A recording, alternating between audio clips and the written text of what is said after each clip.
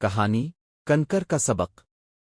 ایک دن ایک غریب لڑکا ایک بزرگ کے پاس گیا اور بولا، بابا جی، میری قسمت بہت خراب ہے، میں جو بھی کام کرتا ہوں ناکام ہو جاتا ہوں، سب کچھ کرتے ہوئے بھی خوشی نہیں ملتی۔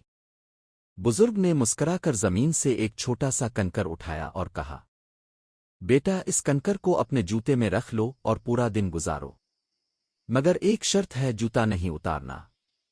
لڑکا حیران ہوا مگر مان گیا۔ چلنے میں دقت ہونے لگی، پاؤں میں چبھن ہوئی، مگر وہ خاموش رہا۔ شام تک اس کے چہرے پر پسینہ، غصہ اور تھکن چھا گئی۔ شام کو وہ واپس آیا۔ بزرگ نے پوچھا، کیسا گزرا دن؟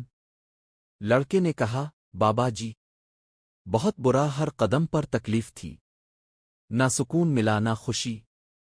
بزرگ نے نرمی سے کہا، بیٹا، جس طرح یہ چھوٹا سا کنکر تمہیں سارا دن بے چین رکھتا رہا، اسی طرح دل کے اندر کا چھوٹا سا شک و حسد اگلا بھی انسان کے سکون کو ختم کر دیتا ہے۔ اگر خوش رہنا ہے تو پہلے دل کے کنکر نکال دو۔ نتیجہ سبق: زندگی کی زیادہ تر پریشانیاں باہر کے حالات سے نہیں بلکہ اندر کے میل سے پیدا ہوتی ہے۔